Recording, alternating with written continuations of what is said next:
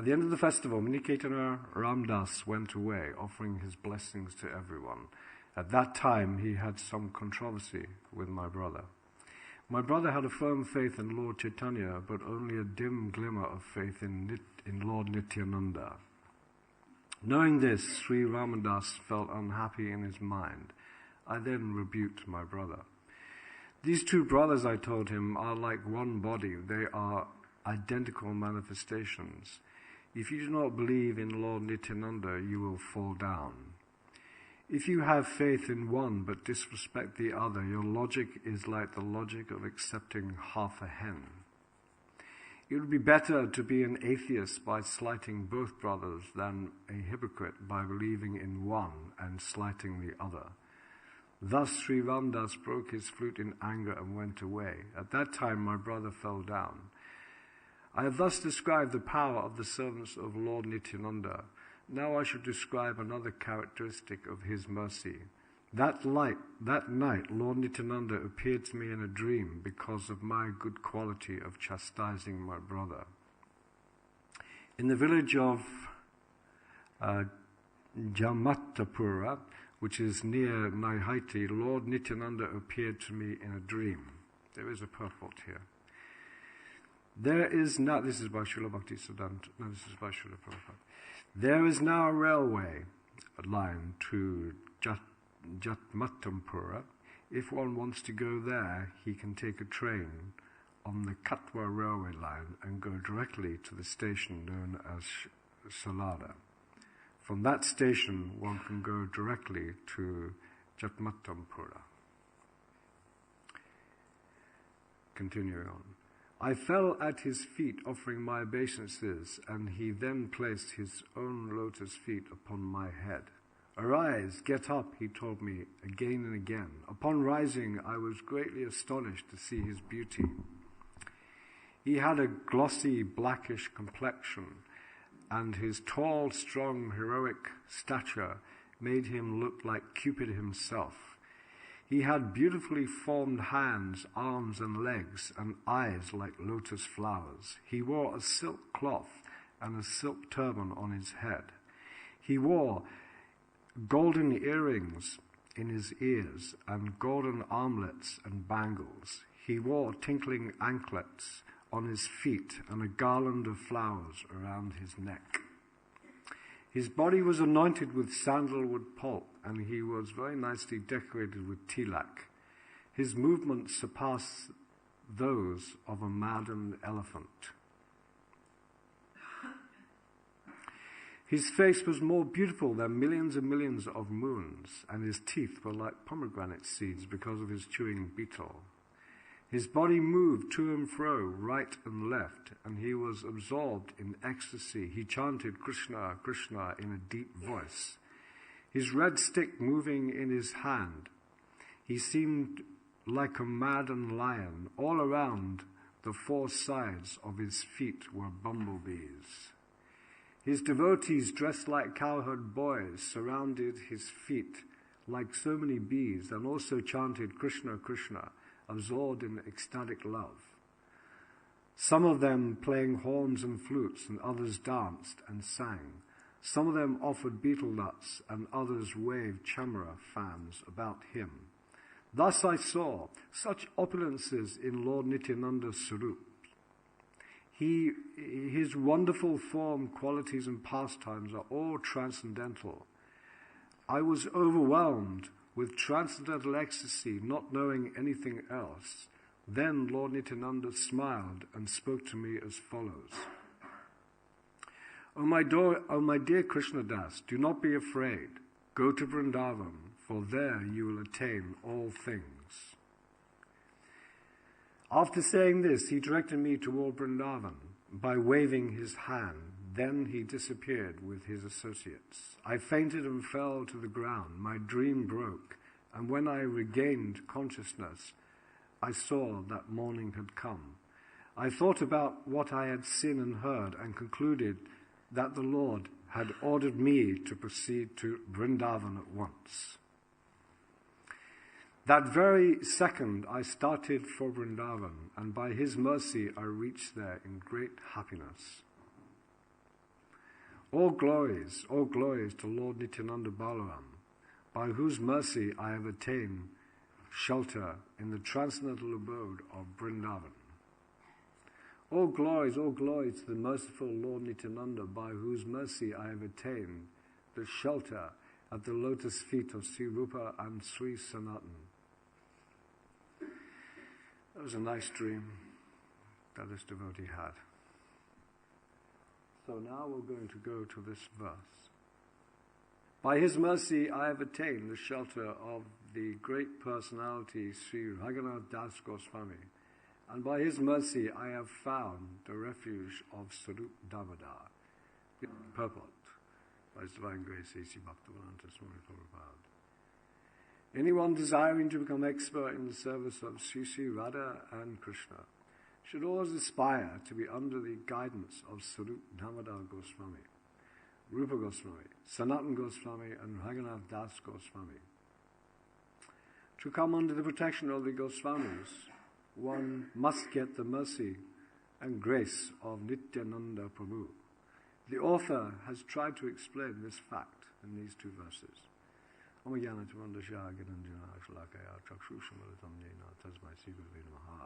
Sri Chaitanya Manavishtam, Savitam Jena Bhutale, Swaram Bhupagramayam Daranti Swavantika. Namo Shivaraya Gajvaraya Bhutale, Sri Bhagavata Swami Namane, Namo Shivaraya Gajvaraya Bhutale, Shivati Bhaktavaranta Swami Namane, Namaste, Sarasati Devi, Gaulavani, Vachani, Vishesha Shunivani, Vistani. Vanchagavadu Shah, Kripasindu, Devaja, Patitanam, Haurava, Vaishnava, Jai Sri Krishna Chaitanya, Paramanityananda, Shri Advaita Gadadhar, Shiva Sri Gauravata Banda. Hare Krishna, Krishna Krishna, Hare Hare, Hare Ram, Ram Ram, Hare Hare.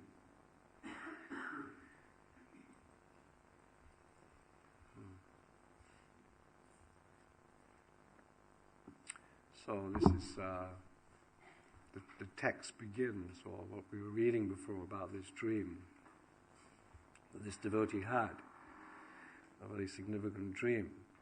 And he received an order from Lord Nityananda. In that dream, he was to go to Vrindavan. So one might think, well, that's a very simple order. So the order of the spiritual master is no ordinary thing. The spiritual master or the sadhus, they know the absolute truth. They know how to guide the conditioned souls and place them at the lotus feet of, initially, of course, and always, they are guided to the devotees. Krishna likes to, or makes arrangements to guide the jiva through to him via his devotees. Srila Bhaktisiddhanta Saraswati Goswami Maharaj, in one essay he wrote, he's mentioning the fact that the jiva, he is so tiny, he is very small, and Krishna is so powerful. It is difficult to imagine the unlimited qualities and opulences of Krishna, the Supreme Personality of Godhead. So, in order for the jiva to be connected to such a personality, it is not such a... The small jiva has no power to understand or connect himself directly to Krishna. He cannot do so. So therefore, actually he makes arrangements via Nityananda Prabhu. Nityananda is the original spiritual master. And he takes on that role of connecting the jiva to Krishna. There's the external energies of Krishna, and there is the internal energies of Krishna. So the Nityananda Ram, he takes that position of connecting the tiny jiva to the personality of Krishna. So that is one significant point, that some people think they can directly approach God, but it is not possible to directly approach God in that way. Even us, if we want, Prabhupada gives the analogy, and we've heard so many times, if we want to go and see some big personality, it's not possible for us just to walk in the door unannounced. Is it? We have to go through various people. So it's logic that one has to go through various means to come to that point. So this order of Nityananda is very significant. Go to Vrindavan, but Lord Nityananda, as the spiritual master, he knew what the result would be if one were to go to Vrindavan. He knew that in Vrindavan, what is the significance of going there? There are self-realized souls there who could further guide the jiva on his path to Krishna consciousness. Similarly, you could say Srila Prabhupada, when he met his guru, on that famous time when he was walking with his Guru Maharaj. His Guru Maharaj, you should print, whenever you ever get money, print books. So the significance of that simple order, Prabhupada took that to heart.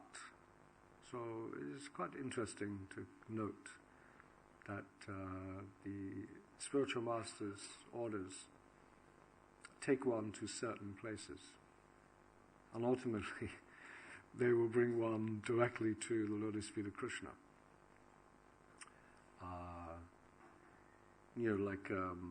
There is that part of the Chaitanya Charitamrita, I think, where it mentions the seed of devotion is planted, and then through regularly hearing and chanting, that seed grows more and more, penetrates out from the material universes, and ultimately takes rest at the lotus feet of Krishna. And then the fruits of love of God, the flowers open. The flowers of... there's another part in the Shastra which describes the different types of consciousness that the living entity is in. Budding consciousness, and then what is this? Different types. Do you want to remember the full blossoming consciousness, and then like that? How does it start? It's covered. Blossoming. Oh yes, shrunken consciousness, and then blossoming, and then fully blossoming. So this fully blossoming of consciousness is required. We have to.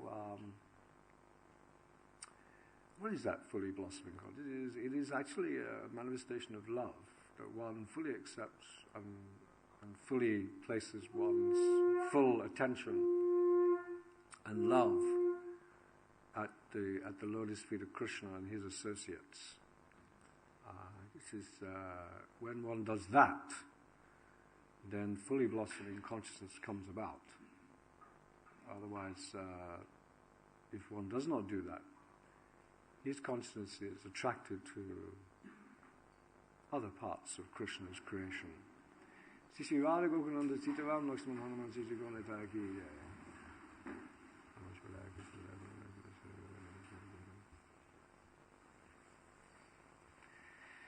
So the great glory of Krishna and his associates are manifested to one who has developed fully blossoming consciousness.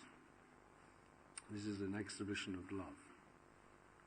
So the whole purport of Krishna consciousness is to establish one's original pure love for Krishna. Presently, due to I don't know, so many different situations, we each of us, we are all souls, individual souls. I don't know what journey you guys have been on, where you've been for the last billions of lives. I do not know. But who knows? Even we have forgotten, practically. This is such a thing. But we have to take, for the knowledge of this fact is described in the scripture. Brahmananda Varamati Kona Bhagavanji Guru Krishna Prasad. We are wandering all over these universes, it's said. So many millions of lifetimes we have tried, I don't know why, but we tried to be an enjoyer. But we have not been very successful. But to come to that point of realizing that, not such an easy thing. People are still trying to become an enjoyer. We are still trying to enjoy. So if you look at the creation, even this one planet, it is a strange place, in one sense. You could look at, let's take the oceans of the world. In the oceans of the world, there are some very deep, dark places. And in that particular dark, deep ocean, there may be one fish swimming. And, one wonders why it is that fish is situated in that position, in this deep, dark ocean. Why? And sometimes some of these creatures, they might live there for a significant period of time. Like, for instance, a lobster. Did you know a lobster can live up to 100 years? Lobster can live up to 100 years. So why is it that Krishna would want to, or why is it that the jiva is placed in such a situation? And over 100 years living in the bottom of the ocean. But, when you look at it, when you think about it, to us it seems a long period of time to be imprisoned in such a body. But actually, in terms of eternity, it is an insignificant portion of time. But so many arrangements like this are being made by Krishna. So therefore, the Guru, when we get to the human form of life, we can contemplate these matters and take the matter further to its end. And this is the human form of life. It is very significant. You cannot understand this type of philosophy and understanding of spirituality without being a human being. So it's a very significant body to be in. Very significant body to be in. And when we say like that, you think, oh, so what? Human form of life is a very significant body. But actually it has deep meaning. It has deep meaning. The human form of life is so valuable.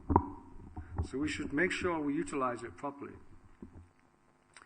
And this is utilized by taking shelter of Krishna's devotees, ultimately. Of course, if you want, there's so many people thinking about life and its purposes. There's many artists, many philosophers, many religionists who are also speaking on the topic of spirituality. And you might think that they have some value. And in one sense you could say, well, maybe they do. But they will take you to some understanding of spirituality. But we should have faith and fully recognize where the Krishna consciousness movement and the philosophy of Chaitanya Mahaprabhu and the six Goswamis are about to take us. Because there's no other means to attain such intimacy with Krishna other than what Chaitanya Mahaprabhu has taught. So that is a very significant part about the Hare Krishna movement. I don't think any other philosophy can take you to that point. Maybe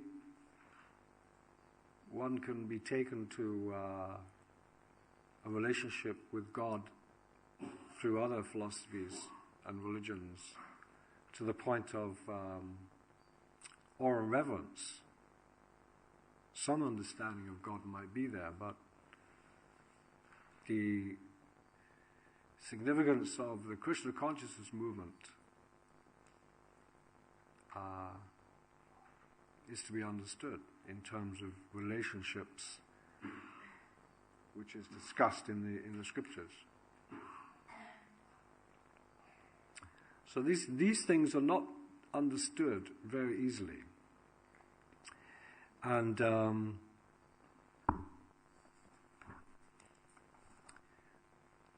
access to this truth, we have to understand how do we get access to this truth. And I'm not talking about an intellectual understanding of this topic, because Krishna consciousness is not just an intellectual understanding.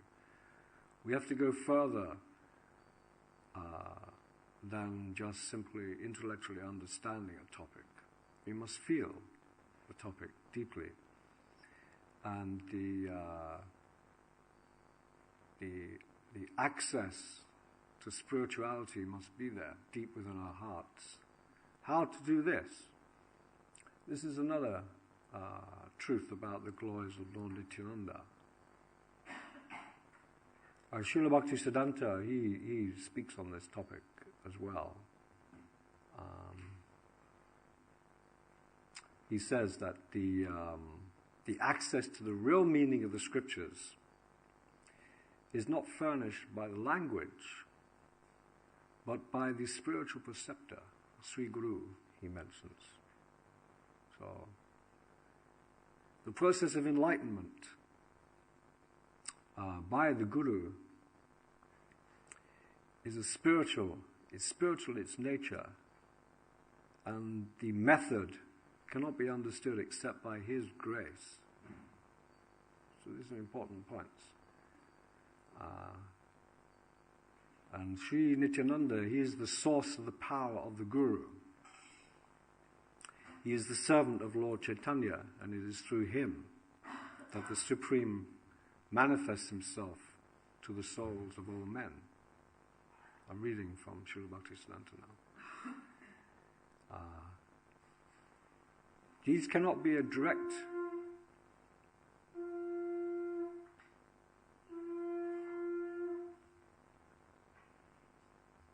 So the spiritual master is the personality, and the guru and the sadhus, because of their realization of the topic, then there is knowledge which is imparted. Tadvani paripatana paripashnena sevaya upadikstanti teganam jnanastapadarsanaha. It is by that process that one can understand Krishna consciousness. By hearing from someone who has knowledge of the topic, and by serving that personality, then the revelation takes place. That is Krishna consciousness philosophy. Isn't it? Do you agree? Or can we understand the topic? Otherwise, why did Lord Nityananda send this devotee to the guidance of Swarup Damodar, Rupa Goswami, Sanatana Goswami, to come under the protection of these devotees? Why did he do that? Because he wanted them to associate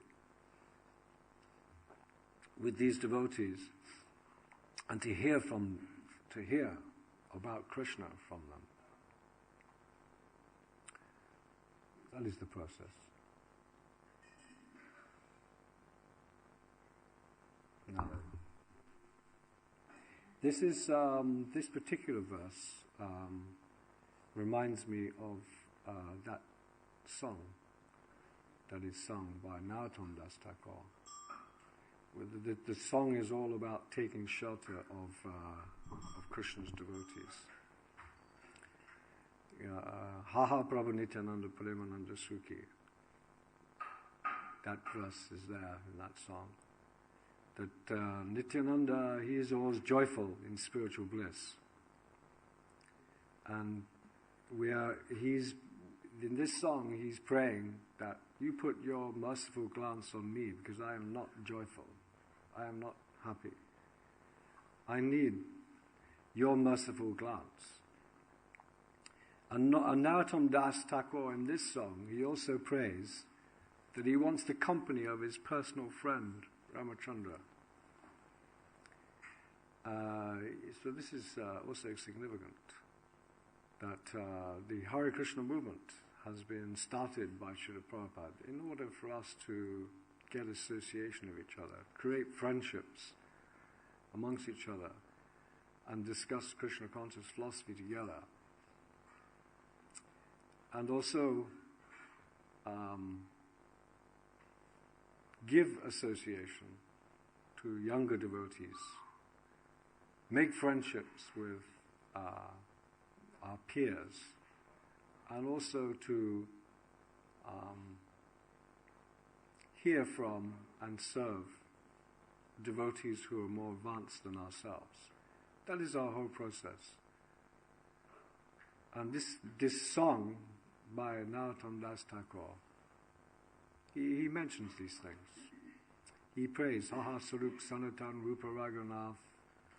Sarup refers to Sarup Damodar, who is the secretary of Lord Chaitanya Mahaprabhu. He made so many arrangements for Lord Chaitanya Mahaprabhu.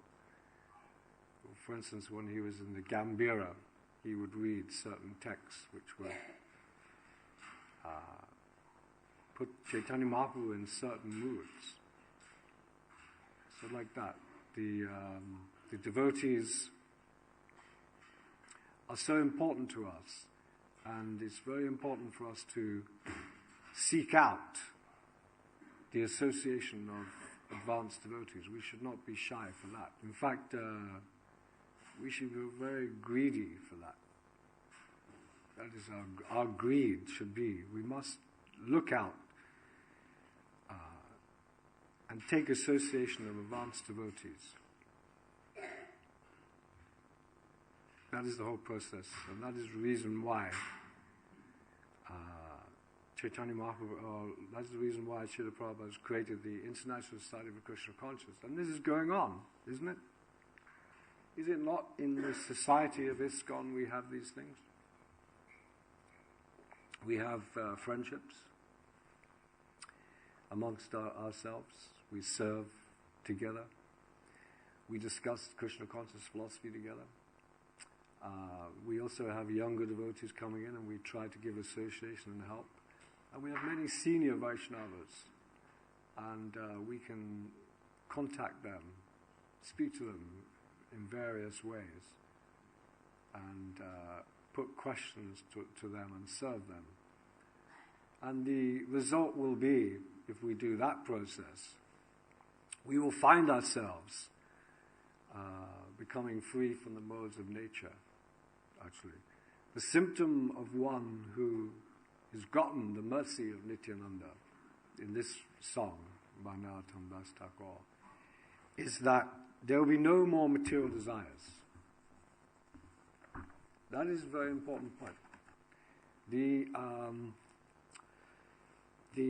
result, you'll know whether you've got association of advanced devotees, because by following their instructions, there'll be no more material desires.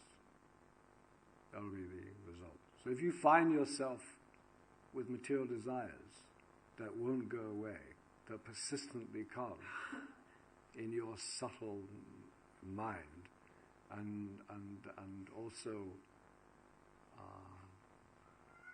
even in some cases grossly manifested, then you will know, I haven't got that mercy of Nityananda, because these material desires, they're still coming. So how to, Parishram Prabhu, Hare Krishna. So this is the test.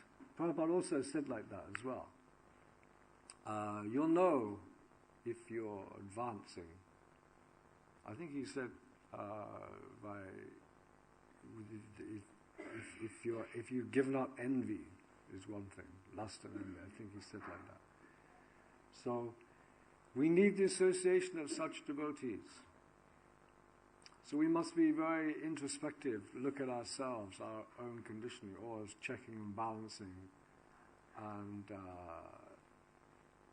give up mental speculation, and render service and hear from devotees who are obviously engaged in devotional life. Well, not only engaged in devotional life in their external service, but also their whole being, their whole thoughts are always with Krishna. They only speak about Krishna, actually. The symptom of a pure devotee, he only speaks about Krishna. Everything he says, everything he thinks is connected to Krishna. He is very eager and very absorbed in the topics. That is a fact. And therefore in our prayers to the spiritual master, that is discussed. If you want to know what is the qualifications of a bona fide guru, you simply study that verse. And there you will see what is the qualifications of the guru. So the significance of associating with such devotees, and then in their association you'll know that the process is taking place correctly, because your material desires will decrease and your spiritual desires will increase. You will be very eager, for instance, to study the books. That's one thing. This is in that song by Narottam Das Thakur. When will I be eager to study the books left by the Goswamis? And Prabhupada mentions in the purport to that song, one has to learn of the conjugal mellow through the teachings of the Goswamis. He directs us not to understand by our own endeavors, but under their direction, and under the direction of general Guru Sadhu Shastra. These things can be understood. Now, there's one important point to bring out in this, because on one hand it says you should be very eager to study the books of the Goswamis. On the other hand, if we take that as an academic process, that is not so helpful for us. If we simply think that Krishna consciousness is an academic pursuit,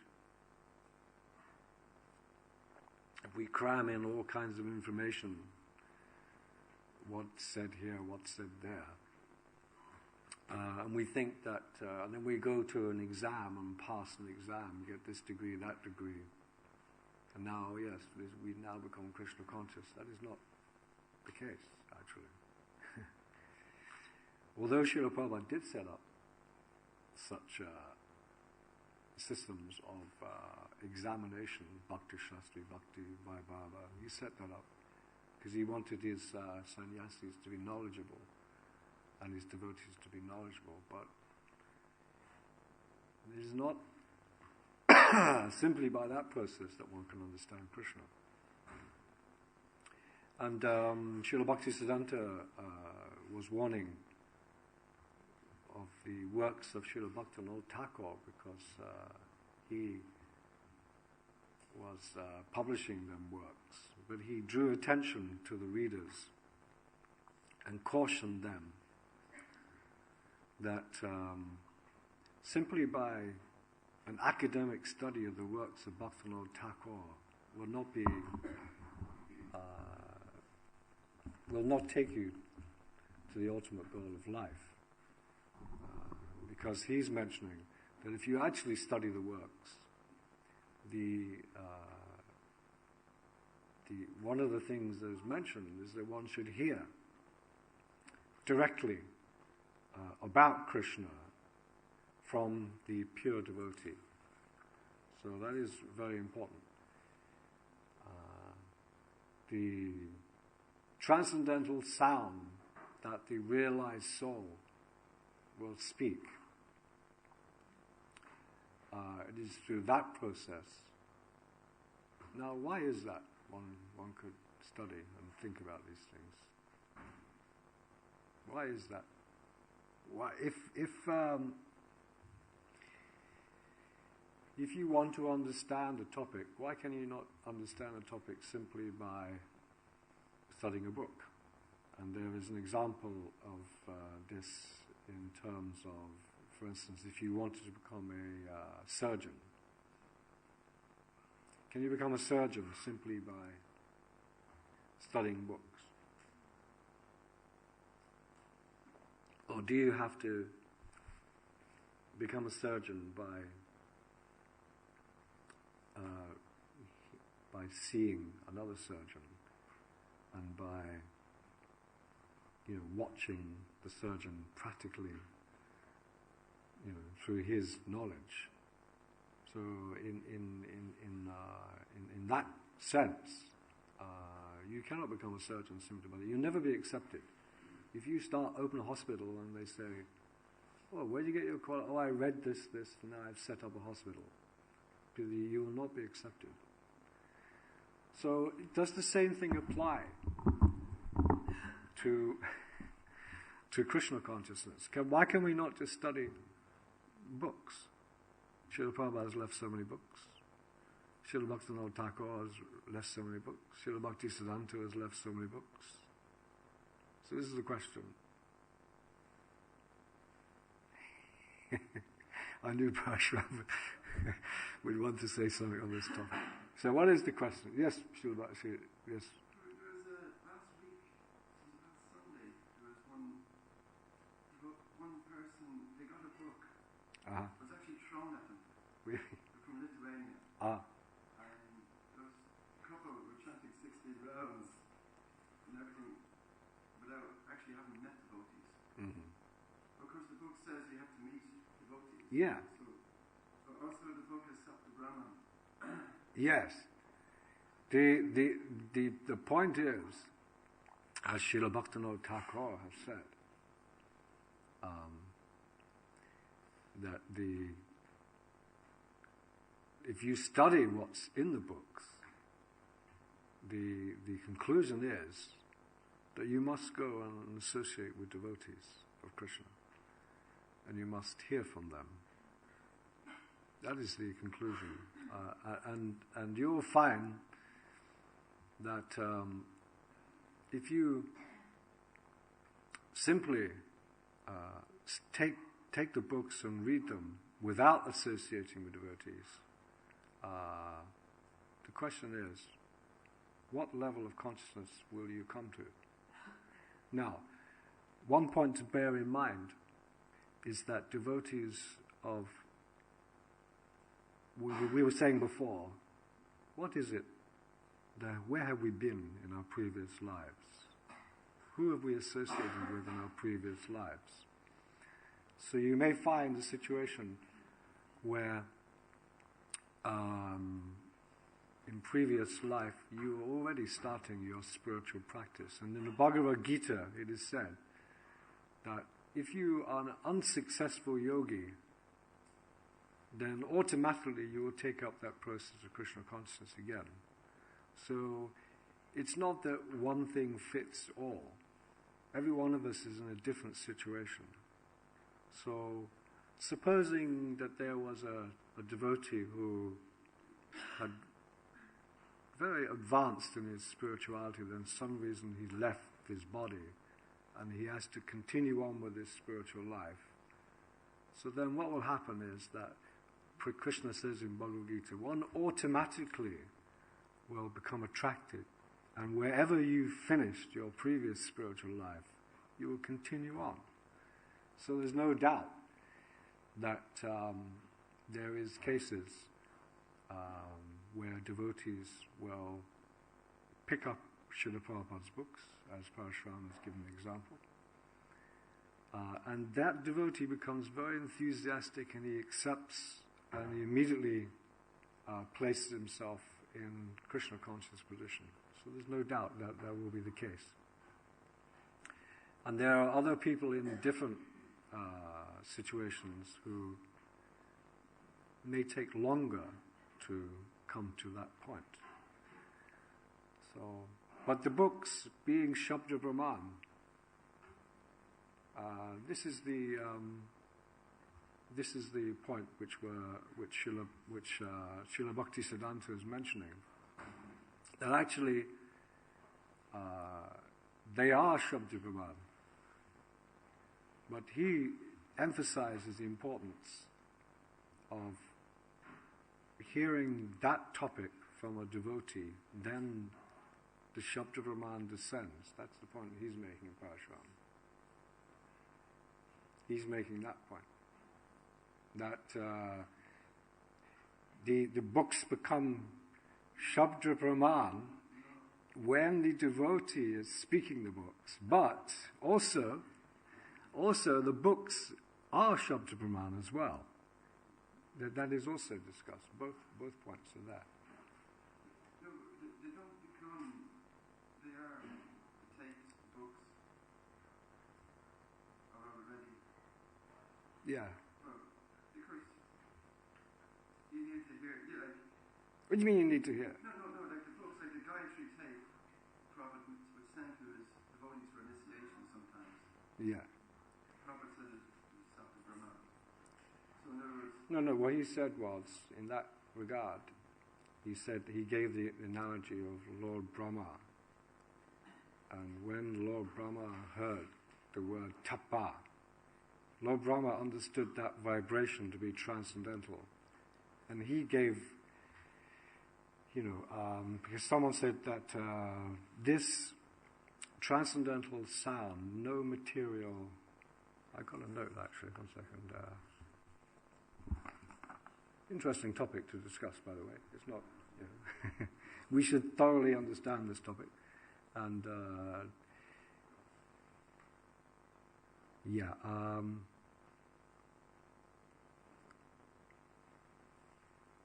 in that regard, let's have a look.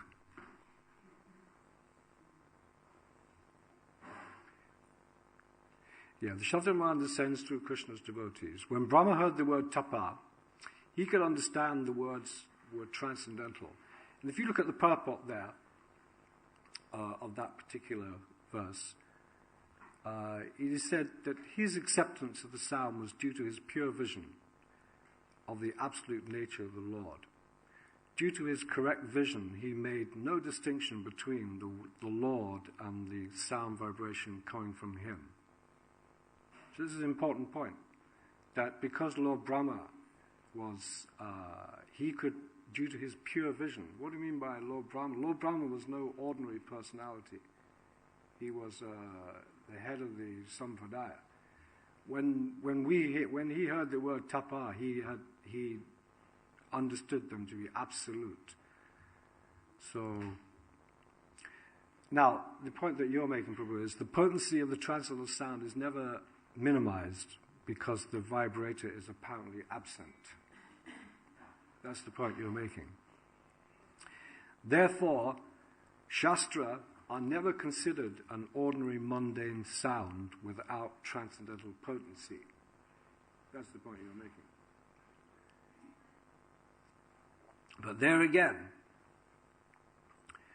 Prabhupada says, directly after he says that, he says, The secret of success is to receive the sound through the right source, the bona fide guru who has realized the sound.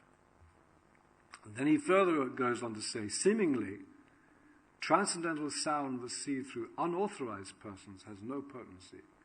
So, for instance, if a scholar from Oxford, who was not a devotee, who was not following, if he reads the Shastra, Bhagavatam, Bhagavad Gita, reads it, what potency does it have?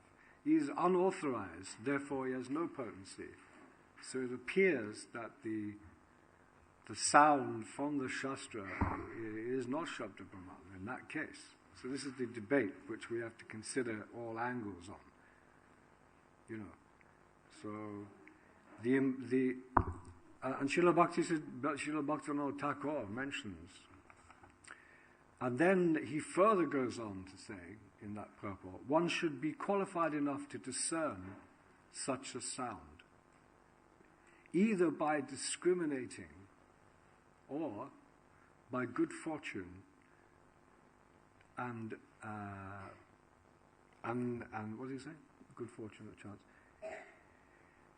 Yeah, but by good fortune to be able to receive such a sound from a bona fide guru. Generally, it is that we have to discriminate. We have to discriminate. Who is vibrating correct sound? Who is vibrating not correct sound? Who is vibrating academically, and who is vibrating a sound because he realizes the topic? Because if we really want to advance and become free from the modes of nature, we have to associate with such people. Otherwise, it could just be an academic study. So, therefore, you cannot understand Krishna consciousness simply by studying. You have to. It's like that. So, and Srila Bhaktisiddhanta goes on to say, those who repeat teachings from memory do not necessarily understand the meanings of the words they mechanically repeat. Those who can pass an empiric examination regarding contents of the Shastra are not necessarily self-realized souls. And he goes on to say, take the name of Krishna, even ourselves. Now we know Nama Chintamani Krishna's Chaitanya Vas Vigraha Punyasula Nityamapta Natmanamano. The transcendental sound vibration of Krishna is non-different than Krishna. It is pure, liberated sound. It contains all mellows. But if we vibrate the word Krishna, can we say for sure that we understand all the subject matters or full realization of Krishna's name? So therefore, the Hare Krishna Maha Mantra is received through the Guru. The Guru gives you Krishna's name, actually. The Guru is, and it's very important. When we're chanting Hare Krishna, Krishna Krishna, Hare Hare, Hare Ram, Hare Ram, Ram Ram, that, we should say, oh, Krishna, this name has been given to us by our Guru. We are chanting this name, and by his grace, we are connecting with Krishna. Everything is connected to the Guru and to the sadhus. This is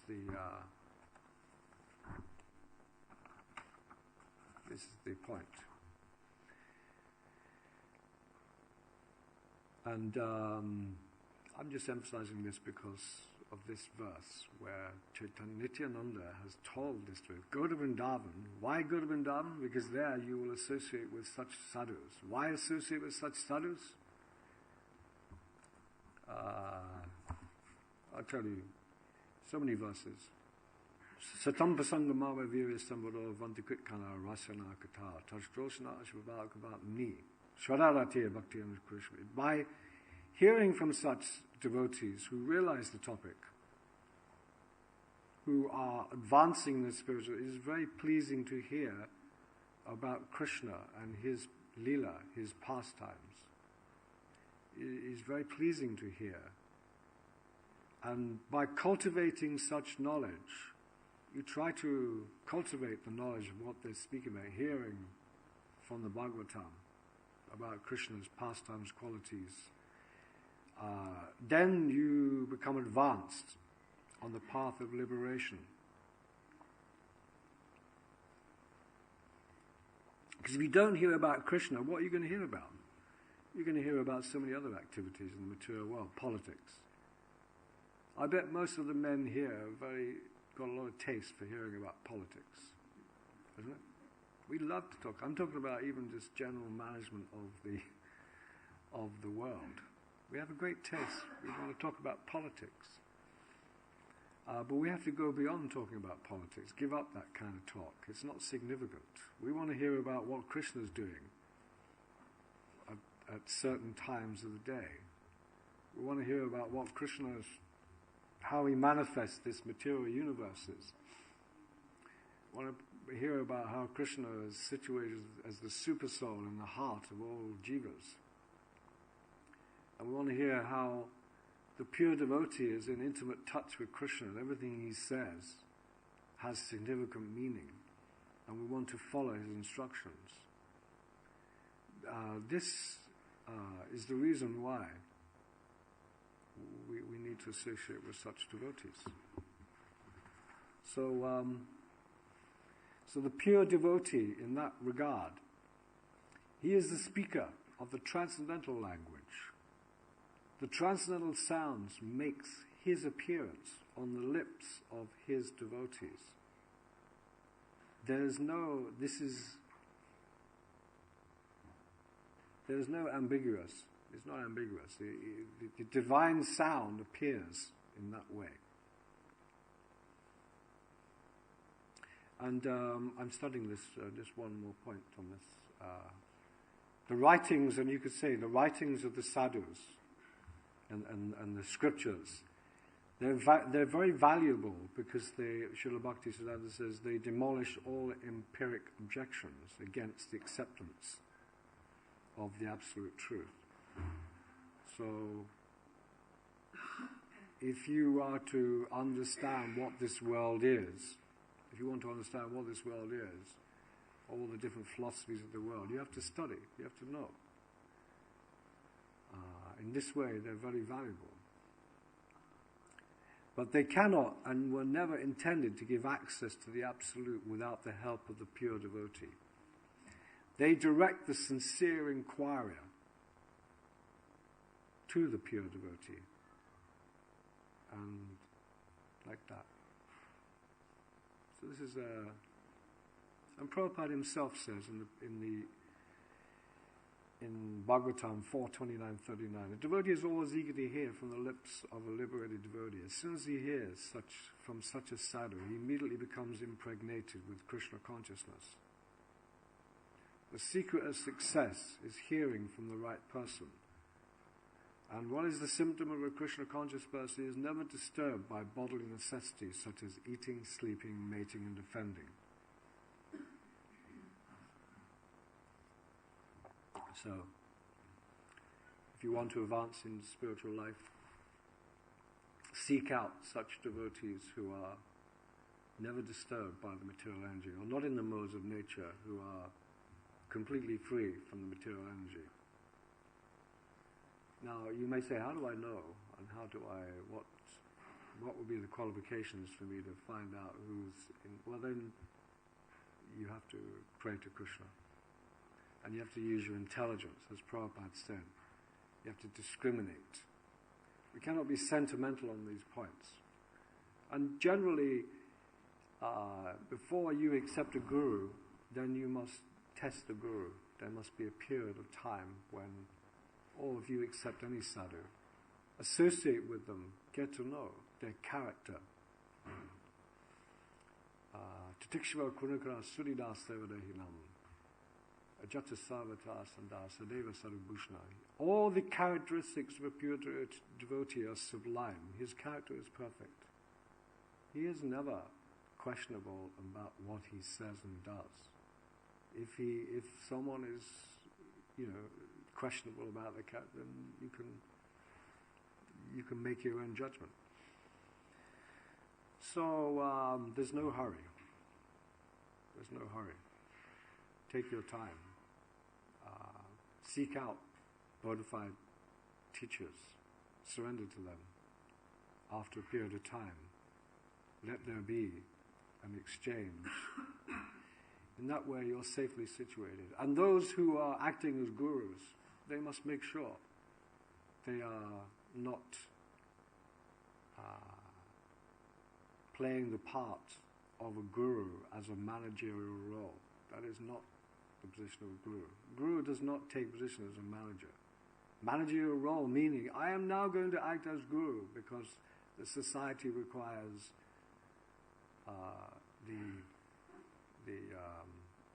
the management of the initiation process must go on. Therefore, we must have gurus somewhere. No, that's not. The guru is self-effulgent to the disciple who is wishing to take shelter. So no one appoints gurus. Gurus are never appointed. Sometimes the Ritwik